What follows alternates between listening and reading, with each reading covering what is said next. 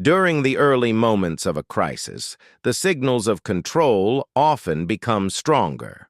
Leaders appear on television, press conferences are scheduled, emergency meetings begin, officials speak with certainty. They explain that the situation is being monitored, that the problem is contained, that the system remains stable. For a moment, the message is reassuring. But sometimes these signals mean the opposite. Sometimes the sudden performance of control is the clearest sign that control has already begun to disappear. This is Shadow Archives. Institutions depend on belief. Citizens must believe that governments remain capable of governing. Investors must believe that financial systems are stable. Employees must believe that the organizations they serve still know what they are doing. Without that belief, systems begin to fracture. And so when a crisis begins, institutions respond in a predictable way. They create the appearance of control. Press conferences are held. Committees are formed. Plans are announced. Statements are repeated. The public sees activity, and activity looks like leadership. But activity is not the same thing as control. Sometimes it is the opposite. Sometimes it is a signal that leaders are struggling to manage events that are already slipping beyond their control. Inside the institution, information becomes uncertain. Coordination begins to break down. Decisions become slower and more cautious. The system begins losing the ability to respond effectively to the crisis unfolding around it. Yet the outward signals of stability continue, because institutions are designed to protect confidence even when confidence is no longer justified. Admitting uncertainty can trigger panic. Acknowledging loss of control can accelerate collapse. So the performance continues, statements are delivered, plans are announced, authority is projected. And for a time, the illusion holds. The public sees calm leadership. Markets continue operating. The system appears stable. But beneath the surface, the institution may already be struggling to control the crisis it claims to be managing. When crises grow more serious, the first thing institutions begin to lose is not authority. It is information. Large organizations depend on complex chains of reporting. Analysts collect data. Departments summarize events. Advisors translate information into recommendations for leadership. In stable conditions, this process works well enough. But during a crisis, the system begins to change. Information becomes dangerous. Bad news creates risk for the people delivering it. Reports that contradict official statements create political problems. Data that suggests the situation is deteriorating forces leadership to confront decisions they may not be prepared to make. And so information begins to soften as it moves upward through the system. Problems become challenges. Failures become temporary setbacks. Warnings become cautious suggestions. Each level of the institution adjusts the message slightly before passing it along. No one intends to distort reality, but everyone has incentives to make the situation appear slightly more manageable than it actually is. By the time the information reaches the highest levels of leadership, it often no longer resembles the original warning. Instead of a system approaching failure, leaders see a system facing manageable disruption. Instead of urgent threats, they see temporary instability. The difference may seem small, but during a crisis, small distortions can become extremely dangerous because decisions must be made quickly. Leaders must allocate resources, choose strategies, and communicate with the public. And if those decisions are based on incomplete or distorted information, the system begins responding to a crisis that no longer exists, while the real crisis continues evolving beneath the surface.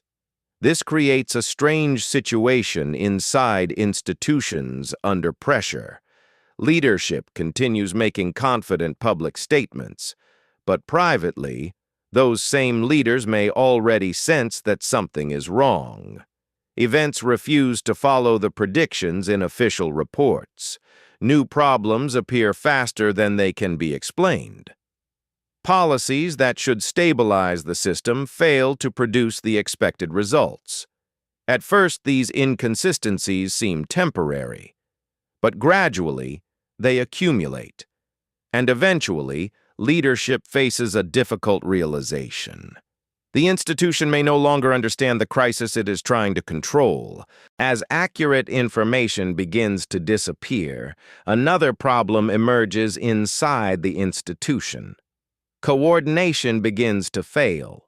Large systems rely on thousands of people making decisions that align with a shared strategy. Ministries follow national policy. Corporate divisions follow executive leadership. Agencies coordinate with each other to produce a unified response. During normal conditions, this coordination allows institutions to act with remarkable scale and efficiency. But during a crisis, the system begins to fracture. Different parts of the institution start experiencing the crisis in different ways.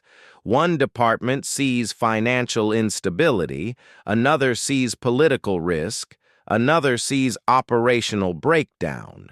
Each part of the system begins focusing on its own immediate problem, and as pressure increases, those priorities begin to conflict. A department responsible for financial stability may push for aggressive intervention. Another department may warn that the same intervention could damage long-term credibility. Political leadership may prioritize public confidence, while internal analysts focus on the structural weaknesses inside the system. These disagreements are not unusual, but during a crisis, the time required to resolve them begins to disappear. Events move faster, decisions must be made quickly, and gradually the institution loses the ability to act as a single coordinated system. Departments begin making decisions independently. Policies contradict each other. Instructions change from one day to the next. To the public, the institution still appears unified. Official statements continue to present a coherent strategy, but internally the system has become fragmented. Different parts of the organization are now reacting to the crisis in their own ways, often without fully understanding what the rest of the institution is doing. This fragmentation makes the crisis harder to control, because every independent decision changes the environment the institution is trying to stabilize. Policies interact in unpredictable ways. Attempts to restore stability in one area create new problems somewhere else. And slowly, the institution begins losing the ability to predict the consequences of its own actions.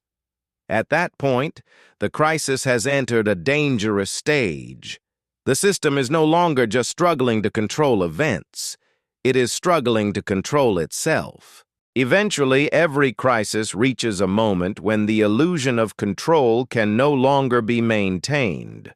For a time, institutions can stabilize perception. Leadership can reassure the public. Markets can be calmed. Confidence can be preserved. But the performance only works as long as reality cooperates. As long as events remain within a range, the system can still influence. Eventually, something happens that exposes the truth. A financial institution suddenly fails. A market collapses in a single day. A government loses the ability to enforce its own decisions. A policy meant to stabilize the system produces the opposite effect. When that moment arrives, the illusion breaks very quickly. Signals that once reassured people begin to lose their power. Press conferences no longer calm the situation. Official statements are questioned. Assurances that once sounded confident now sound uncertain.